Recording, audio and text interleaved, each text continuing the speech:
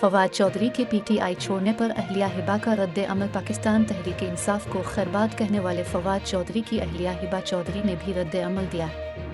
سابق وفاقی وزیر اطلاعات و پاکستان تحریک انصاف کے سینئر نائب صدر فواد چودھری نے پارٹی سے علیحدگی اور سیاست سے وقفہ لینے کا اعلان کر دیا۔ انہوں نے ٹویٹ کر کے پی ٹی آئی سے علیحدگی کا اعلان کیا۔ فواد کی ٹویٹ پر ان کی اہلیہ ہبہ چودھری نے بھی رد عمل کا اظہار کیا اور کہا کہ آخر کار سفر اختتام کو پہنچا۔